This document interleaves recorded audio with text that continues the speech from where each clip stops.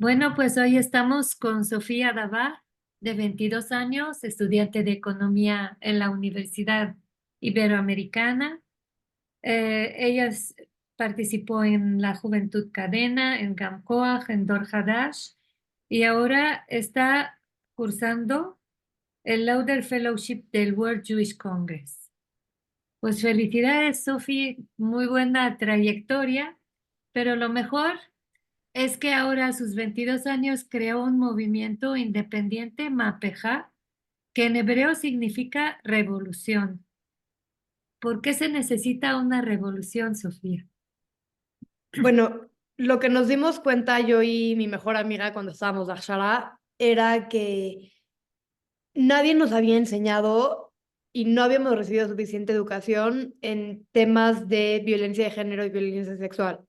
Es decir, empezaron a pasar situaciones en Akshara de violencia y que empezamos a ver súper cercanas con amigas y con pues gente que queremos mucho y dijimos, no tenemos las palabras para describir estas cosas que están pasando, no sabemos ni siquiera, o sea, no sabemos cómo acercarnos, y no tenemos las herramientas tampoco para afrontarlo.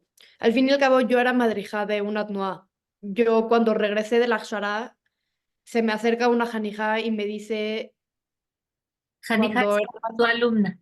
Sí, sí, sí, ella en ese momento yo creo que, no me acuerdo, pero estaba chiquita, tenía yo creo que 8 años. Y se me acerca a contarme que hace un par de años ella sufrió violencia sexual. Y pues me quedé fría, no tenía ni la menor idea de cómo responderle, de cómo ayudarla, porque a mí nadie me había enseñado ni cómo responder, ni qué es cada cosa, ni cómo cuidarme. En las escuelas, a mí, por ejemplo, sí me tocó educación sexual en cuestión de que me enseñaron qué eran las trompas de falopio, pero no me explicaron qué era consentimiento, no me explicaron que no es no y que si yo digo que no es algo que lo tienen que respetar y que si no se llama violencia sexual. Entonces, a partir de ahí, ¿Qué cosas habían pasado en este viaje que tú dices de Akshara? en la Shara, bueno, pues estuvimos cerca, muchas amigas mías sufrieron diferentes tipos de violencia sexual. eh, El mismo grupo. ajá, sí. Este, y pues la reacción de las autoridades no siempre era la mejor.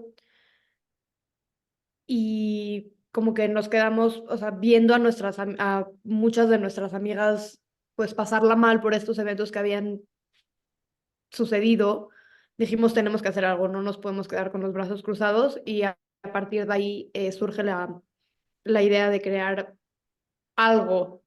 Todavía no sabíamos qué, poco a poco se fue formando, ¿Estás pero hablando de violaciones? estoy hablando de, sí, de todo tipo de violencia sexual, desde violaciones hasta hostigamiento de parte de autoridades, hasta, De pues, autoridades de que iban con ustedes.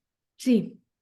O sea, Sí. no necesariamente en mi plan, pero pues en general en toda la gente que estábamos. Ujú. ¿Cuánta gente estaba? Uy, en la Akshara no sé, no sé cuánta gente se va a la Akshara. 200, no sé. Y ahí entre los directores y las niñas y entre los mismos chavos que estaban ahí, hubo muchos incidentes. Sí, sí. En el kibutz, en las fiestas.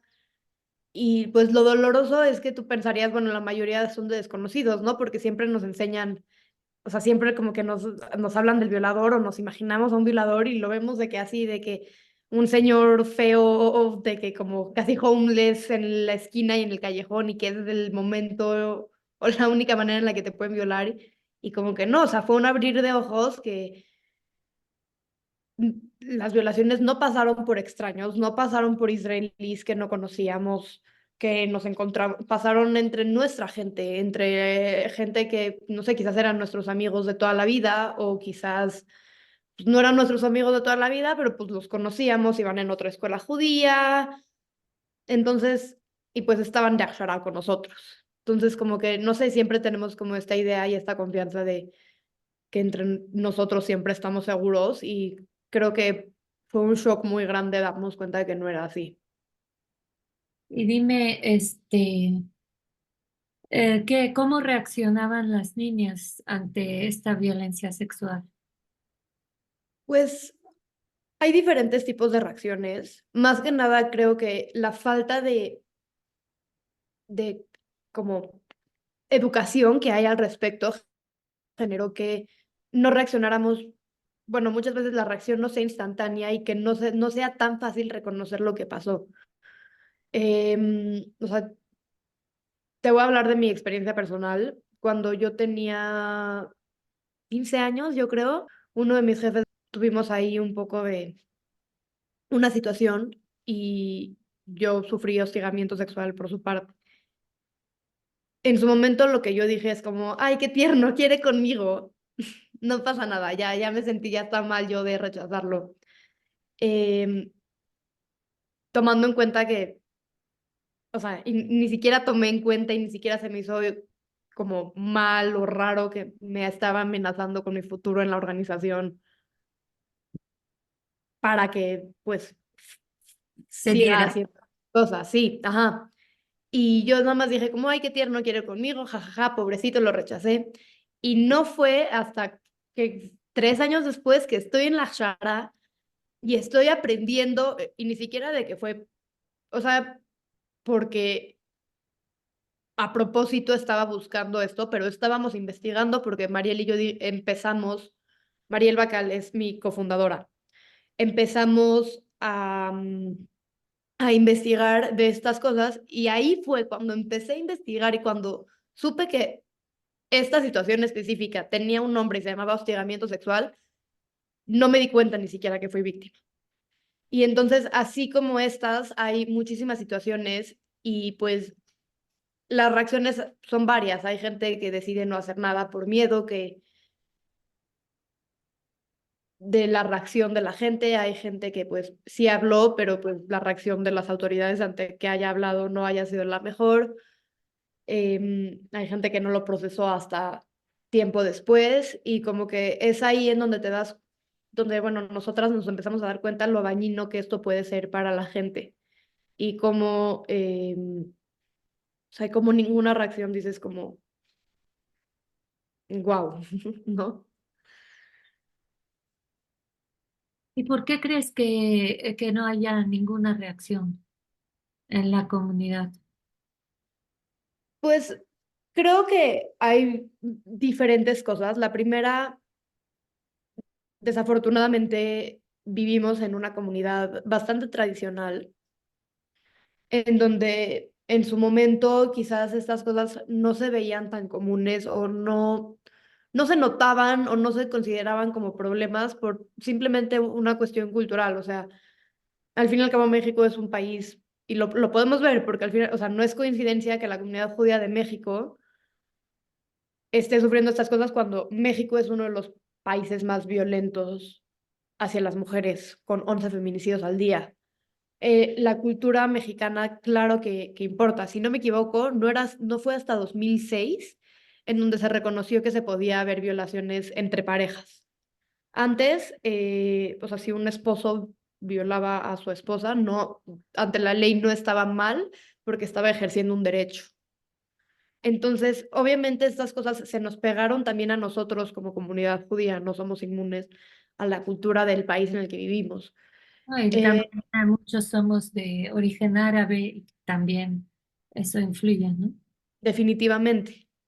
Entonces, creo que sí, por un lado hay una cosa cultural, hay otra parte en donde creo que nos da miedo aceptarlo. Y así como yo te comenté, pues gente que quizás yo consideraba mi amigo de toda la vida y de repente, pues, violenta sexualmente a otra de mis amigas, dices como, oye, bueno, chance ya no eres mi amigo.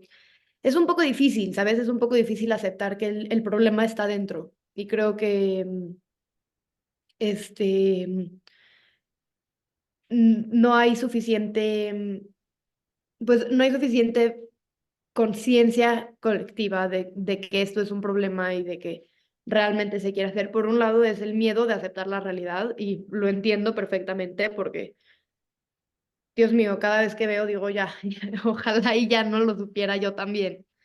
Pero por el otro lado, em,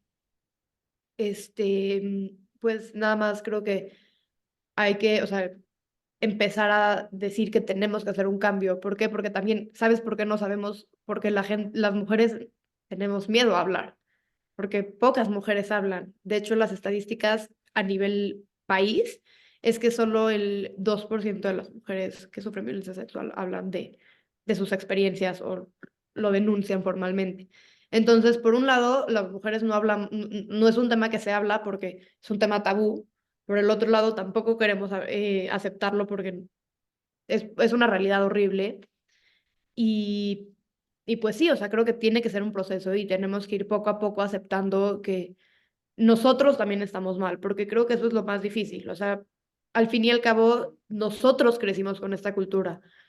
Todos somos parte de este problema de cierta manera. No te estoy diciendo todos somos violadores, no te estoy diciendo todos somos agresores, pero a todos nos criaron con una idea de, o sea, tenemos como ciertas ideas metidas en la cabeza que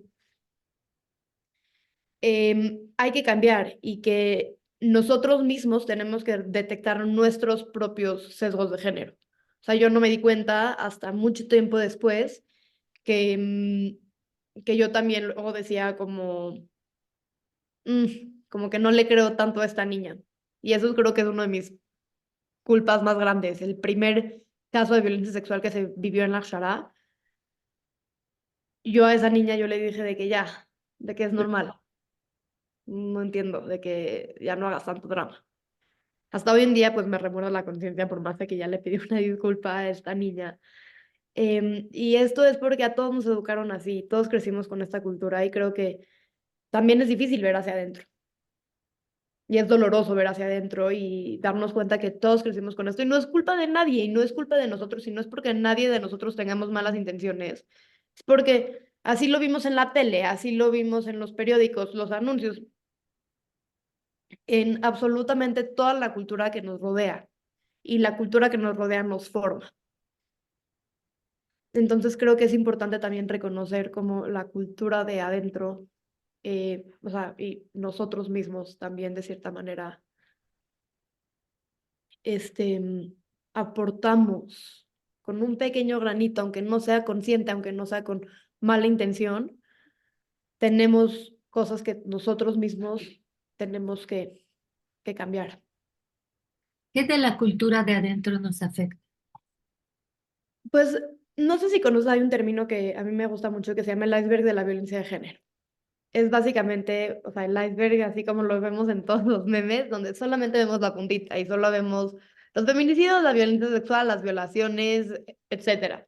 Pero no nos damos cuenta que abajo lo que fortalece, permite, construye estas cosas que vemos es toda, como todo el iceberg de abajo, que son actitudes sutiles, comentarios sutiles, em, que de cierta que en sí realmente no tú dirías, pues, qué daño hacen, ¿Cómo porque en sí e cuáles? independientemente, un comentario de el que creo que a mí más me molesta es, ay, pero tú no haces nada todo el día, solo eres mamá, cuando realmente las mujeres y el trabajo del hogar y el ser mamá y cuidar una casa es de las cosas más, o sea, es un trabajo bastante difícil y bastante, pues, que es importante tomar en cuenta y respetarlo como uno, porque creo que es impresionante lo que hacen estas mujeres. Entonces, este tipo de comentarios chiquitos que nos ayudan, que van formando nuestro pensamiento desde chiquitos. Nadie se despierta un día y viola, o sea, primero empiezan con cosas más sutiles que se van permitiendo. Y pues no sé si, o sea, estos, por ejemplo, estos son, los llamo machismos cotidianos, que mucha gente los conoce como micromachismos, pero hay un libro muy bueno de Erendira Derbez, que te lo recomiendo, que justamente se llama No son micro, machismos cotidianos. ¿Por qué? Porque sí, o sea, sí son micro violencias, pero el ponerlas como micro les estás quitando el peso que tienen. Y Así no se, es una, no son micro. no son sí. Entonces, son estos machismos cotidianos que los tenemos súper normalizados y son sutiles, pasan desapercibidos. O sea, hay comentarios de lo que se te ocurra, las mujeres a la cocina, los hombres no lloran, em, este, ve cómo se viste, son cosas chiquitas, pero que van construyendo a una cultura y van apoyando a esta cultura que te comenté, que, o sea, no es culpa de nadie y nadie tiene como la mala intención y estoy segura que absolutamente nadie de nosotros, ni de la comunidad, ni del México se despierta y dice, odio a las mujeres, vamos a hacer que se la pasen lo peor posible. Sino, desafortunadamente empezamos a construirnos y empezamos a alimentarnos de una cultura que así es y que es importante cambiar. Ok.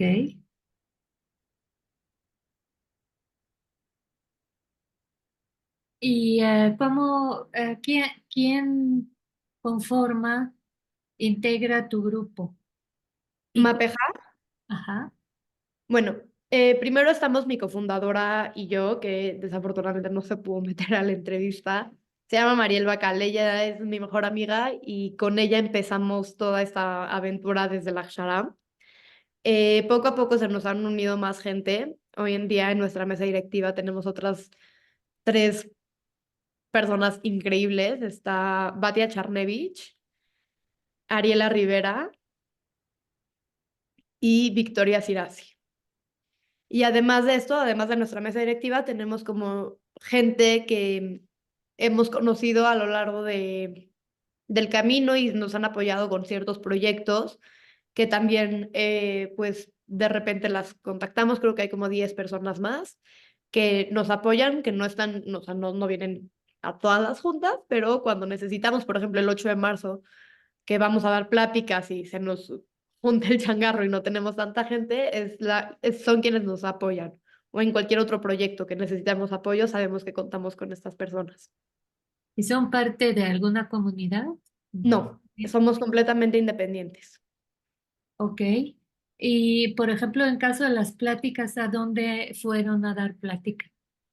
Hemos ido a dar pláticas, más que nada al colegio que siempre vamos, que creo que fue el primer colegio que creyó en nosotras, es el Colegio Hebreo Tarbut. Ya hemos ido creo que 3 o 4 años ya consecutivos cada 8 de marzo y además de 8 de marzo también vamos en otras ocasiones. Damos pláticas también en NUOT mucho.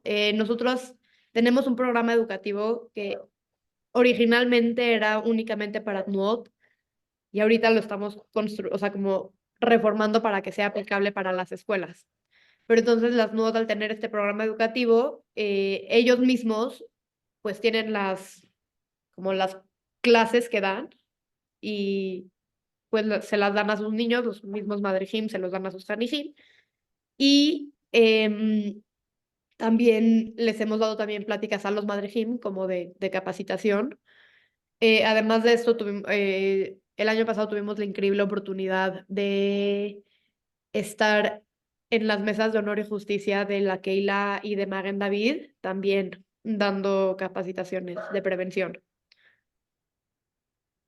Ay, qué padre, pues, de que las comunidades también se unan a a esta iniciativa, ¿no? Sí, la verdad, creo que el primer paso para arreglar el problema es reconocerlo y yo admiro muchísimo a todas las comunidades a todas las escuelas que lo han hecho, que se hayan acercado con nosotros o con cualquier otro grupo o nada más tengan la iniciativa de empezar a abrir los ojos ante este problema, creo que es muy valioso. Claro. ¿Y cuáles son los planes de tu organización? Mira, a corto plazo tenemos un evento en 2 semanas que viene, se llama Leinu. Pues te espero, May, y las esperamos a todas. Claro que sí.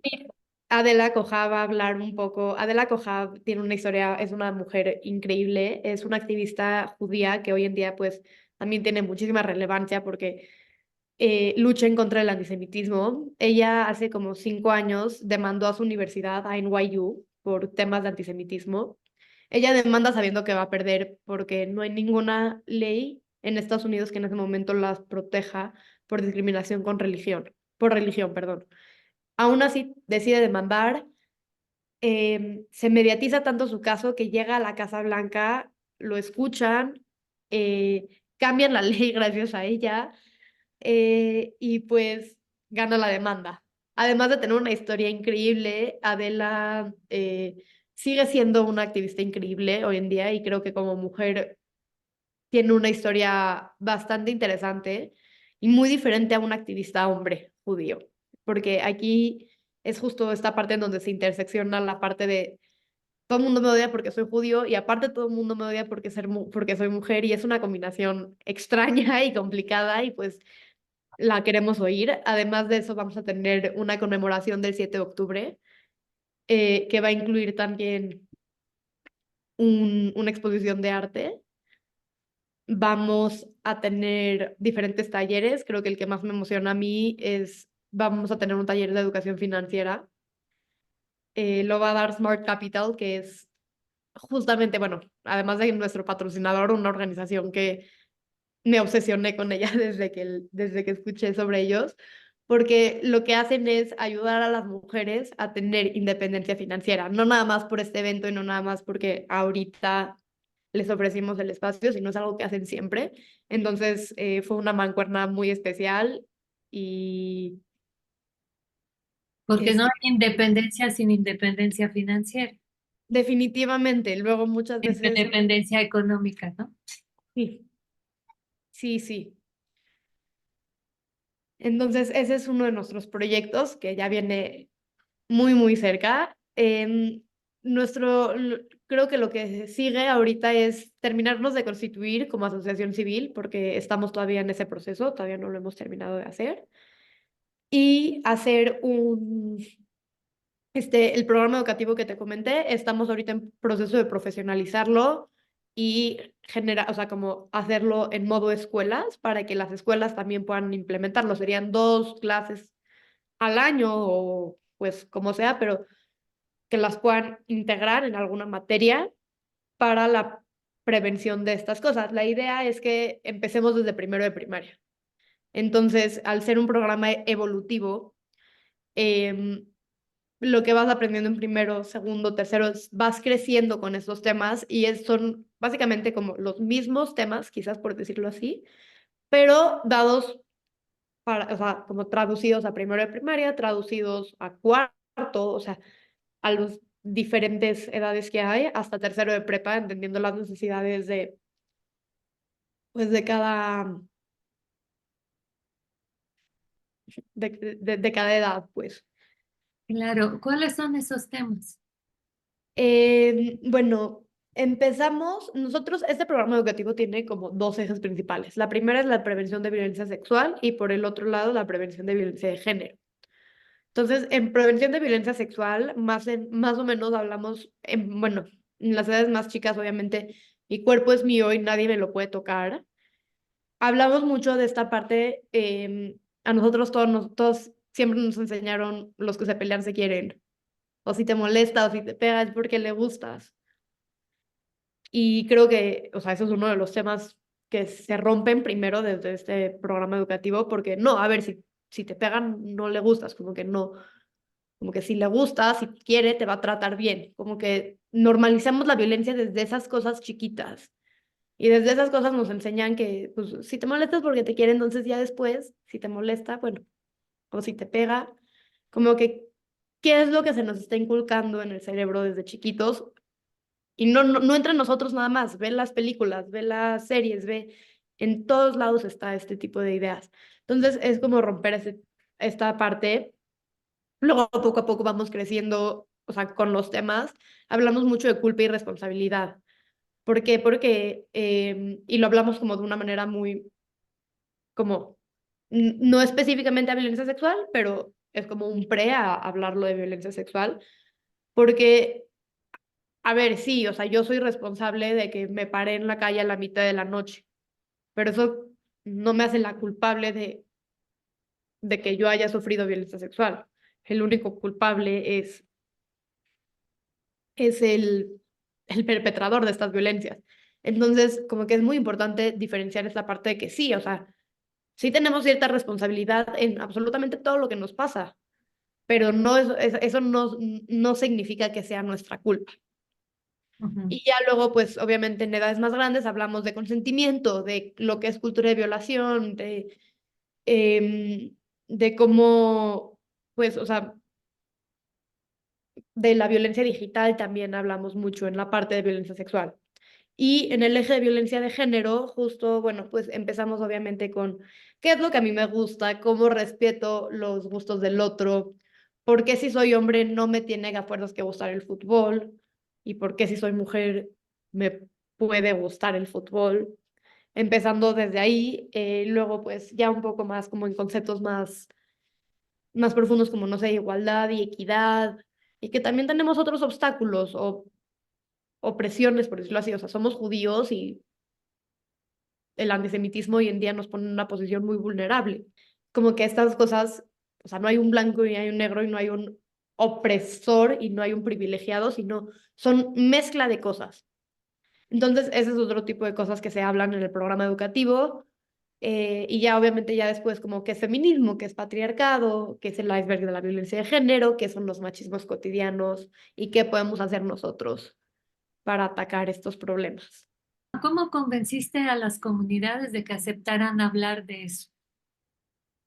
Eh, no, Porque digo, bueno, empezamos diciendo que un poco la cultura machista pues ha permeado, ¿no? La comunidad, entonces era un poco difícil de te voy que a decir, aceptaran los colegios, sí. lo de los colegios y así, o sea, y esto que te estoy comentando, que estamos trabajando en él, todavía es un sueño. O sea, todavía existe la posibilidad de que lleguemos a Badajoz y nos digan, no, gracias y váyanse. Pero mira, si en una o dos escuelas me dicen, sabes que yo acá te lo acepto, creo que eso va a ser increíble y suficiente. Nunca fue buscar para dar pláticas. Simplemente como que la gente empezó, o sea, fue como mucha suerte, la verdad, eh, de estar en el lugar correcto, en el momento correcto y con la gente correcta y personas empezaron a escuchar del proyecto y yo lo reconozco completamente, el hecho de que las comunidades y los honor y justicia, las mesas de honor y justicia nos hayan invitado es completamente bellos. O sea, y el premio y los aplausos no van a nosotras, van a ellos porque ellos fueron los que reconocieron el problema y nos llamaron y nos pidieron que demos plática. Entonces, pues sí, nosotras casi no tratamos de convencer porque creo que convenciendo luego no funciona y tampoco queremos obligar a nadie a hacerlo. Hemos tenido la suerte de encontrarnos con la gente que sí quiere hacer un cambio y con ellos son con quienes hacemos mancuerna. ¿Cuáles son los planes a largo plazo? Mi sueño es que en 10 años, cuando, bueno, chance no yo, porque yo ya voy a estar mucho más grande y creo que la belleza de las pláticas es que las dé personas que estén cerca de la edad de los chavos. Pero bueno, en 10 años que se me acerque alguien que está dando una plática y me diga, ¿para qué fui? Ya entienden todo, o sea, creo que ese sería el sueño en la parte educativa. Y también, pues, otro sueño sería que exista ya un protocolo en la comunidad y que en la comunidad podamos, haya un lugar y haya un espacio en donde si tú sufriste violencia sexual o violencia de género o alguna violencia que quieras reportar, tengas un lugar en donde te sientas segura o seguro de ir a denunciar estos casos. Que tengas un acompañamiento importante de parte de la comunidad y que la gente que resuelve estos casos sean personas que estén capacitadas para hacerlo, específicamente en violencia sexual, porque es muy diferente llevar un caso de violencia sexual que llevar otro tipo de casos de violencia. Entonces, tener un protocolo, tener las reglas y que pues la próxima vez que haya un caso o que en 10 años cuando haya un caso de violencia sea manejado de la manera más óptima a partir de un protocolo que existe en la comunidad para todos. Ahorita Entonces, no lo hay. no lo hay. Y Desafortunadamente no lo hay. vuelve COAG y esas organizaciones. Pues hay organizaciones que por aparte están tratando de hacerlo. Por ejemplo, nosotras también, para tener en la parte profesional, hicimos una mancuerna y una colaboración con la Asociación Menor A. Entonces, también, o sea, claro que tú te puedes acercar a nosotras y te podemos ayudar y podemos darte consejos de cómo manejar el caso, pero al fin y al cabo no podemos hacer nada más. O sea, no hay una regla transparente, creo que ningún reglamento en ninguna escuela dice si un niño viola a una niña, lo vamos a correr, ¿sabes? Como que empezar por ahí, empezar con reglas, empezar con No hay protocolo. este protocolo. Mira, por lo menos cuando yo salí de la escuela, mm, revisé creo que 2 o 3 reglamentos cuando empezamos Mapeja y no había mención de esto. Entonces, si tenemos un protocolo como comunidad y que sea para todos, ¿sabes? O sea, que no sea en esta escuela se maneja de esta forma y en esta escuela se maneja de esta forma. Un primer paso que nosotras estamos haciendo para esto, creamos un documento que tiene las definiciones de violencia de género y violencia sexual.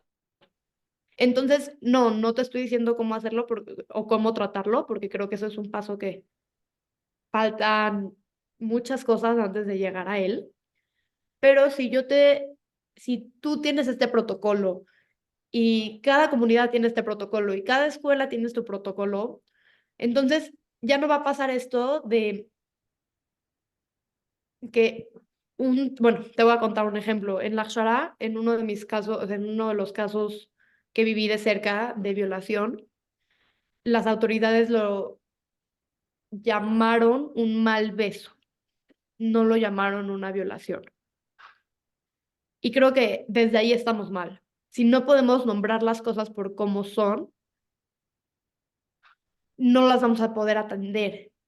Entonces, el primer paso es que todos estemos de acuerdo que violación es A, B y C, y violencia de género es A, B y C, y violencia sexual es esto. Entonces, quizás no vas a tener el mismo castigo en la Maguen que en la Tarbut, pero si violaste en la Maguen, también violaste, o sea, si violaste para la Maguen, violaste también para la Tarbut y para la TMUA y para los bailes y para el DEM. Entonces, por eso creamos un documento de definiciones. Y creo que ese es un primer paso. A tu corta edad, pues ya tienes muchas cosas muy claras y sabes muy bien cómo hacerlo, ¿no? Y también, bueno, eres la nieta de don Eduardo Dabá, que ha sido durante muchos años consejero de Enlace y lo sigue siendo. Entonces, De bueno, algún lado tuve que aprender. claro, tu abuelo es sensacional, la verdad. Un gran activista y un gran amante de la comunidad y Sí, del trabajo duro, de verdad. Entonces, en vista de estos antecedentes, Sofía, ¿cuáles son tus planes personales? mis planes personales, pues me gusta la comunidad, me encanta Mapeja y quiero seguir trabajando en Mapeja pues mucho tiempo. De igual manera, en el World Jewish Congress no me quiero salir de ahí, estoy enamorada de ese lugar y creo que el activismo y... ¿Has ido a encuentros? Sí, Del sí, World sí. Congress?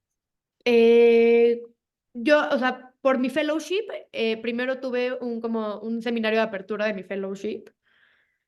Em, También me invitaron a un congreso de El Keren Kayeme en noviembre, si no me equivoco. En diciembre me fui a, a la conferencia de WUJUS, que es como la unión, es como el comité central, pero de jóvenes de todo el mundo. Entonces es como, o sea, el World Union of Jewish Students. Me fui a esa conferencia también. En mayo me estaré yendo a mi seminario de clausura del fellowship, que desafortunadamente ya se me acaba el chistecito de mi fellowship, pero no el trabajo en el World Jewish Congress. Y recientemente me invitaron a la conmemoración de los 30 años del atentado de Lamia en Argentina, también en representación del World Jewish Congress. Entonces, pues sí, o sea, y conozco a muchísima gente de ahí y es una maravilla. Y pues en mis planes personales yo creo que está graduarme.